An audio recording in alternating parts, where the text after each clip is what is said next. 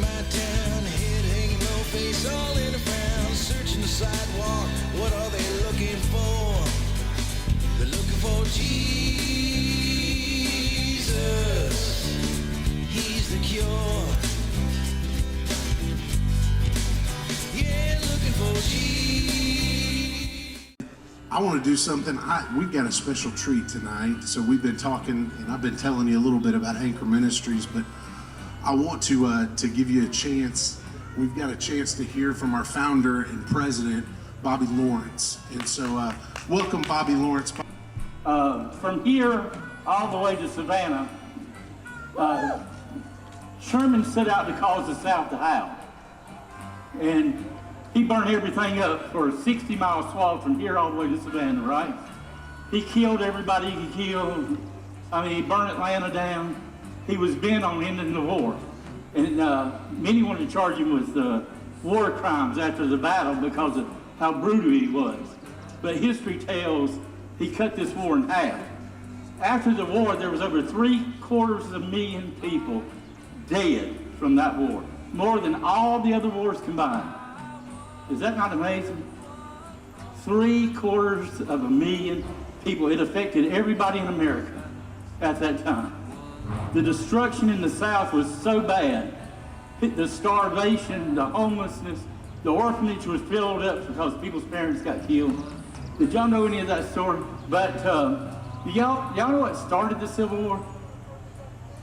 Y'all have any idea what really began to start, to light the fuse for the Civil War? Politicians. Politicians started that war because they couldn't sit down and talk to one another. They began to talk in the newspapers, and then the newspaper reporters started adding their opinions. And the fire got bigger and bigger, and the emotion got greater and greater, and nobody wanted to sit down and just discuss what was going on. Are you hearing me? They made up their own facts. They had actors back there that they'd go into the studios, theaters, and they'd put on plays, and they'd make it out to be something it wasn't, and it grew bigger and bigger, and nobody sat down to talk until they decided to gather up arms and fight. Brother against brother. I don't mean Christian brother against brother. I mean blood brother. Killing their own kinfolks because they couldn't sit down and talk. Does that sound familiar today? The division. Everybody's in their emotions and nobody wants to hear anything about facts. Let's forget facts. We'll just go by what we believe. Everybody's got their feelings on the sleeve. Nobody wants to hear the truth. Amazing, isn't it? You know, 2 Chronicles, the 7th chapter says this, in the 13th verse, it says, if I hold up the reins, if I send the locusts, if I send the pestilence to my people, who's he sending it to? My people? He didn't say I'm sending it to the world, I'm sending it to my people. Who was his people then? The one he led up out of Egypt. The one he fed by his own hand around the mountain for 40 years. The one he caused to cross over the Jordan into the promised land, and he spoiled them, right? Spoiled them. And then they turned against him. The climate's changing, they're right. Where the disagreement is, it's not what we're doing to the environment. It's sin is causing. It's sin. It's my sin. It's your sin. It's causing it. Hello? Now, it talks about he sent this pestilence. Now, people say, not my God wouldn't do that. Well, yours wouldn't, because you created one that don't exist. But the God of the Bible said he sent it. This pestilence, you know where the first places it hit in America? Where was it one of the first places? Right here in Bartow County in a church. Do you think God's trying to tell us something? You think maybe he's trying to tell us, the church, something? You know, a lot of people since I've been here and for the last 20 years, I love the Pentecostal church. I grew up in it. And the whole thing's been about prayer, prayer, and prayer. For 20-something years, I've heard, we got to pray and that brings revival. Well, I agree. I agree with that, but if I was going to do it, wouldn't we already be there? And I would think, but then I've heard it's all about unity, unity, unity, unity. And I thought about that. You know what unity is? It's corporate humility. Well, I'm right and everybody else is wrong. You know what you have to say really don't mean nothing to me. Especially in the white church, boy, we're bad. But actually, do you know what the definition of humility is? Freedom of arrogance. Well, freedom of pride. Is that where we're at today? Are we full of pride and arrogance? It's got to come my way. In the Pentecostal world that I came out, it's going to come our way because we're right and everybody else is wrong. I'll just be straight with you. That's been our attitude for so long. Is I'm right and everybody else is wrong. But can I tell you a little history? I promised them that I'd tell it, and I know some of them you're sick of hearing it, but let me tell you another little story. You know, one, and if you go to Jeremiah 6:16, it says, the Lord says, stand ye in the way and look for the old path and walk therein, and you'll find rest for your soul. But what did they say? Oh no, we don't want to go that way. They knew the way, they didn't want to walk that way. How many of you know who Sam Jones is? One, two, couple. He was from Cartersville, and he was this great evangelist. Most people don't know about today, but he goes down to a town just this side of Athens, and everybody in that town got saved. They changed the name of the town to Newbern, Georgia. Now they changed it to Newbern, but if you go to their Newbern's webpage, you'll see they tell about the story about Sam Jones coming to town, right? So newspapers started following him around, and all of a sudden he goes down to Macon, Georgia. Over 100-something saloons shut down, brothels shut down, profanity stops, gambling stops. He crisscrosses all over Georgia, ends up in the Tennessee, he's in Nashville, Tennessee, had greater success there. The riverboat captains rolled all their whiskey down into the river and turned their boats into missions. All the newspapers bought teletype lines across the country. His sermons were front page news all across the country. Did y'all know any of that? He preached in tents, 4 services a day to over 10,000 people a day. It began to change the city, and they wanted to beat him up and all this kind of stuff. One of the main guys that come to beat him up ended up building the Ryman Gospel Tabernacle, which became the Ryman, the Grand Ole Opry of country music. So he didn't have to preach in tents. He goes up to Cincinnati, graveyard of evangelists, according to D.L. Moody. 300,000 people get to turn their life to Christ, turns the city upside down. New York City up into Boston, across over to Chicago, sets it on fire. He comes to Cartersville. He wants to go out west. They blow the carriage house up because they were trying to persuade him not to go. He went anyway. He's walking up the streets of San Francisco. This guy goes to cussing at him, and he turns around and unlocks the door to the saloon. He drops dead. So revival breaks out there. He goes up into Canada. He zigzags across America. And because the people got radically saved, radically born again, what ended up happening is they started voting in laws against gambling, laws against profanity. If you said any profanity on the streets, it was a $500 fine. All the state lotteries got rid of their lotteries. Prohibition started getting voted in. All the bars were closed down. There were 17 saloons here in Cartersville, 2,000 residents. They all shut down.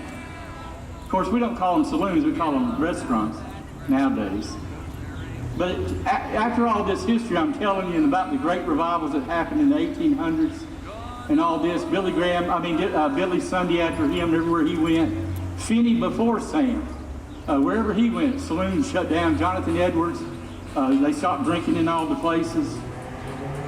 Right here in the city of Cartersville, the church, Sam Jones Methodist Church, there, he paid for that building out of his own pocket. They're going to build a saloon right across the street. And the church wasn't against it. The city council and the mayor decided, hey, you know what, let's go ahead and do open containers in the city. So now we have open containers. You can drink anywhere in the city.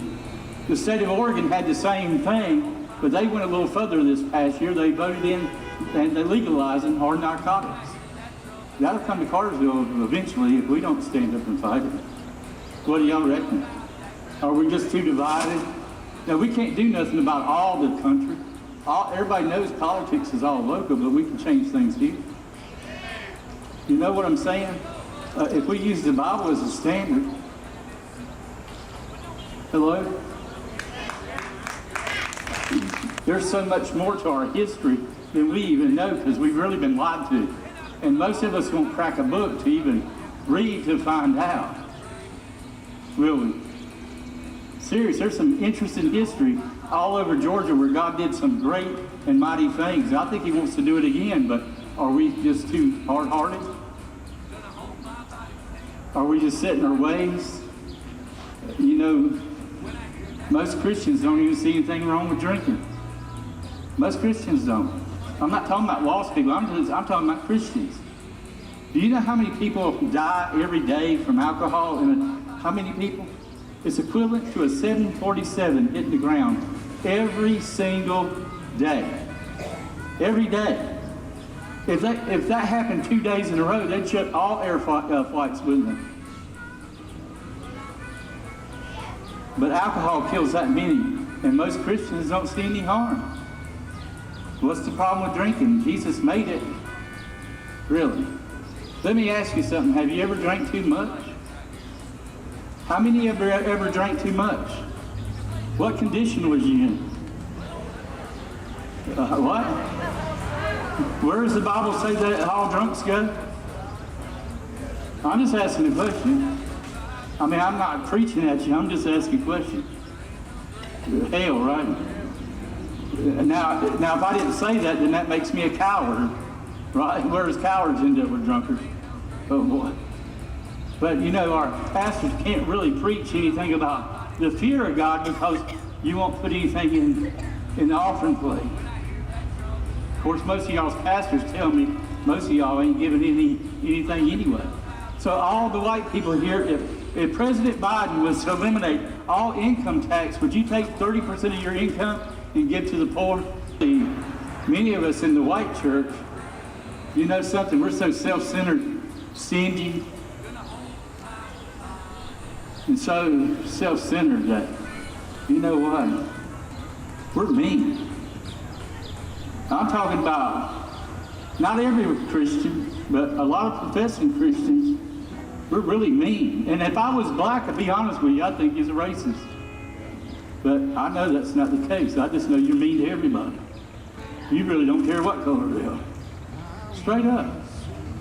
You know, that's where we're at. What did Jesus say?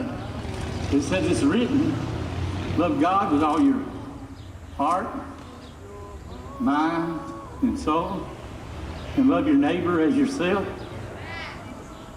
Did we do that, really? Are we washing other people's feet? Really? Why is the church dying? Why is it such decline? Why is the politicians look like they are? Why is this country going down the tubes? Because of our politicians? They're a reflective government. If we have an evil government, it's because why? The people are evil. You know, I said it with a loving heart. I love people. You know, I told you I was a foot washer. I wash feet because I love people. I care. I really care for people. I'll say this, and most of you will say, well, he's just saying that. He's just saying it. He don't really mean it. But listen to me. If you don't hear nothing else I say, I don't care. They'll take the worst low life in this city. If it meant him going to hell right now, take a bullet to the head right this second, if it meant him getting saved. Are you hearing me? Does that tell you I love people? That I don't just do this for show? I love people. I care. I'm not trying to be hurtful to anybody. Something's off. And I've done said enough. People are to be repenting already, but guess what? You don't fear God. Something's wrong with us. We don't there's no fear of God here. And we live in a city that, man, most people believe revival's going to break out here. People from all over come here. And I'm thinking, you know what, God, we don't fear you. We don't repent. We just go on, and we're mean. And I'll be honest, now listen to me, black people, I love you. I do a lot of stuff for black people because I love you. Not for other reasons. In fact, I had one black pastor call me a racist because I help people. He says I'm just doing it because, just to make myself feel good. No, if he knew what it cost me, he couldn't stand flat-footed and say that.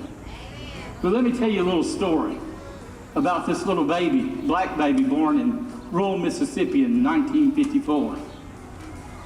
Poor. She was born to an unwed 18-year-old mother. Brought up hard, rough. They moved around, ended up into Knoxville, Tennessee, ended up in Nashville, then in Milwaukee. At 14, or even younger than that, her own cousin's uncle molested her. Made her feel like dirt. Are you hearing me? Made her feel this small. When she gets up to Milwaukee, she accidentally gets pregnant. At 14 years old, she loses her baby. Her life is devastated. You'd think it's over for this little girl. So many black kids in our community now are suffering the same kind of stuff. The hurt and the pain and the heartache.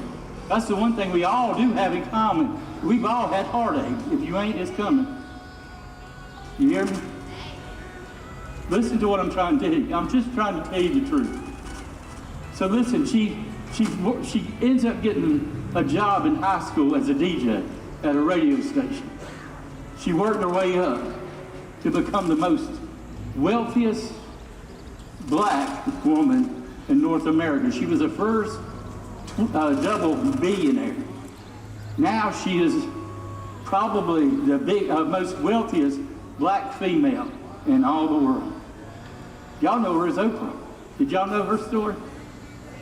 Do you know America has created more wealthy blacks than any other country on planet Earth? More millionaires and billionaires than any place on planet Earth. And even Oprah, with an incredible story, she'll tell you there's many ways to God. And then she lights the very bridge she walked over to get where she's got. Have you ever asked yourself why some of these real rich blacks burned the very bridge they walked on and call it systematic racism? If it's that, I kind of wouldn't mind somebody discriminating against me. Straight up. Have you ever asked those questions? Really? There's another thing that I'm curious about. Like I said, black folks, I love you. You can't say I don't love you. But you know, Obama's Justice Department said that the police were underestimating deaths caused by police officers. So they went back and did a data study, and they found out actually, all the way back to 1933, they were right on it. In fact, it's been ticking up. Murders caused by police officers ticked up. And in 2015, when they started this research, Eric Holder, the Department of Justice, the Washington Post started working with them. And they started keeping up with this. How many people you think got killed from 2015, how many white, black, everything, till right now? 6,211 whites, blacks, Hispanics. From 2015 to April the 14th of this past month, 6,211. So they had 2,881 were white. They had 1,496 were black. They had 100 and some odd Hispanics. Native Americans was like 28 people. So they said, okay, so here's the deal. They said 6% of the whites were unarmed. 2% were the blacks were unarmed. Cherokee Indians, every one of them were unarmed because they get to drinking, they're going to get shot. 2% of the blacks, they said, were killed while unarmed. So it averaged out to 5 every year for the last, since 2015 to 2014. 5. Except for 2019, they said there was 9. Now wait a minute, that's not what the press tells me. The press makes me believe there's thousands every single day getting shot and killed, unarmed. Is that not what y'all heard? I think that's what I've been hearing, but this is what they reported. They said 9 in 2019 was shot by police officers while being unarmed, but most of the data was also, the video showed, and the reason they didn't press charge because they said they resisted arrest. Well, either resisting or not resisting, 9 unarmed blacks got killed in 2019. You know how many people got killed by lightning in 2019? On just no weapon, just innocent, 27. So you're 3 times more likely to get struck by lightning. But everybody's in fear. I'm not saying one death is bad enough. I mean, anybody getting killed that don't deserve it, that's bad, that's terrible. But to tear our whole country up, if I can't say it, who can say it? Because nobody else is going to say it. Nobody wants to hear it. We want to put our ears in our plugs in our ear and blame everything else and become a victim. If I don't say it, who will? Because the pastors in the church will not say it, especially in the white church. We want to hide. We want to cover it up. You know, we can't change America, but we can change Cartersville. You don't want a racist cop? Hey, let's get the right kind of city council and the right kind of mayor and get the officer. Let's give them a litmus test. Hold the Bible up and ask them, where do you stand on this? You hear what I'm saying? You want to change it? Are you serious about changing? Do you really want to change your country? Show up at stuff. You know, and another thing, when blacks have stuff, how come y'all don't show up? Straight up. You know something?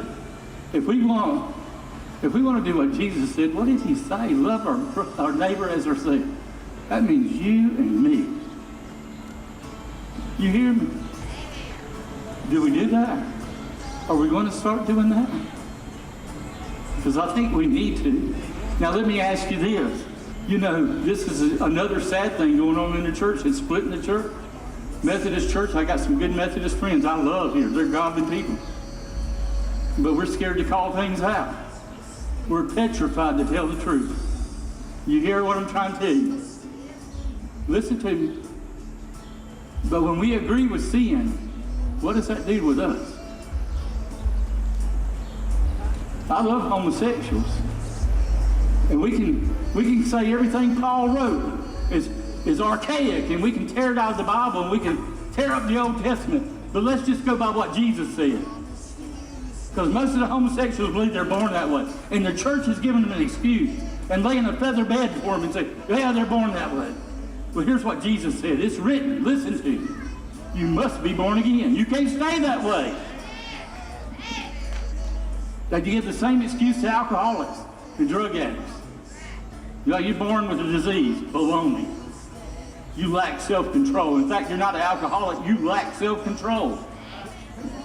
Paul, when he preached, what did he preach to Felix that caused him to shake? What was it? God's righteousness, self-control, and God's judgment to come. Maybe that's what's happening in our churches today. We're not preaching the whole gospel, the whole thing. Are you hearing me? But in the Pentecostal world where I came from, we just want to get in the presence. The presence will change me. You hear me? It'll change me. The presence of God will change me. It didn't change those thieves in the temple, did it? They were in the manifest presence of God. It had no effect. It took the word to come in and run them out. I need God to do that to my heart. Are you hearing me? This is what we need to happen in our own hearts. The hate, all the other junk. The problem is so many of you got so much hate even for your own family members, your own mamas. You know what most of the people that are sick, their most biggest problem is? Serious. I had a doctor tell me this. He said, Bobby, 70% of my patient's problem is unforgiveness. And then for the lost, listen to me tonight. We live in a fallen world. It's imperfect. It's terrible.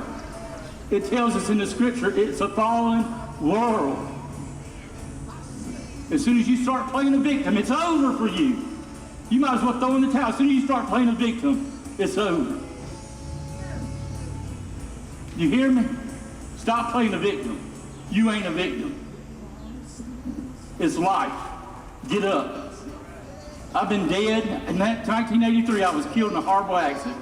Saw my dead body laying on the ground. People standing around me.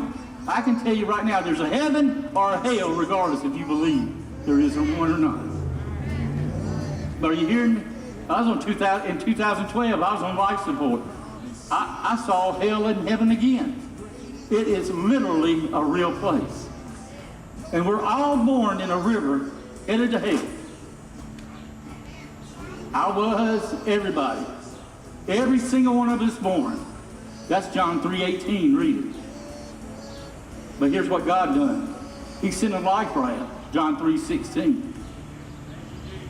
He sent his son, Jesus. And all you got to do is get in. But you can reject the life raft. God don't send you to hell. If you reject the life raft, guess what? You send yourself. You don't want to go. I'm telling you what I saw. You hear me? And there's a lot of people calling themselves Christians because they made a decision or they profess Christ. It's written, you honor me with your lips, but your heart's far from me. Are you hearing me? Jesus said, you must be born again. You know, a lot of people say, well, what does that look like? I don't know. I had to pray till I knew that I knew I had it. I couldn't just make one little prayer. I had to keep praying and praying until I knew I wanted to be saved. I knew I did. I just knew. You have a chance tonight. Are you hearing me? To give your life to Christ. I ain't got all the answers. All I know is pray till you know that you have it. I don't want you to make a decision. Are you hearing me? I want you to know that you're born again. And you can be tonight. Begin to pray in your own heart. Right now, ask him to come in. But don't stop there. Grab a Bible. If you don't, I'll get you one. Read it and obey what you read. Don't imitate another Christian because they'll lead you astray. All the scriptures tell us, be not deceived. Be not deceived, be not deceived. But we just flippantly listen to anybody instead of reading for ourselves. Are you hearing me? It don't do nothing but get us in trouble. Little things mean a lot. Are you hearing me? Little bitty things mean a lot. You know, on the Titanic, it just had too small of a rudder to turn. It couldn't miss the iceberg. They were trying to turn it, but the rudder was just a little too small. Little things mean a lot, doesn't it? All they had on there was white flares. If they'd have just had one red flare. A white flare meant celebration. A red flare meant emergency. All they had was white flares.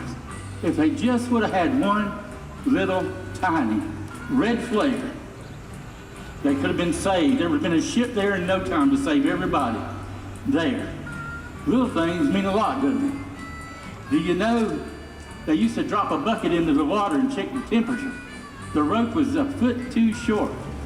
So the ship's mate pulls the bucket up, goes into the bathroom, runs the tap water, measures the temperature, and it wasn't below freezing. He writes the temperature. The captain looked at it and he said, all is fine. Full speed ahead for just a short piece of rope. Little things mean a lot, doesn't it? Don't mistake my passion for anger, because I'm not angry. I love people.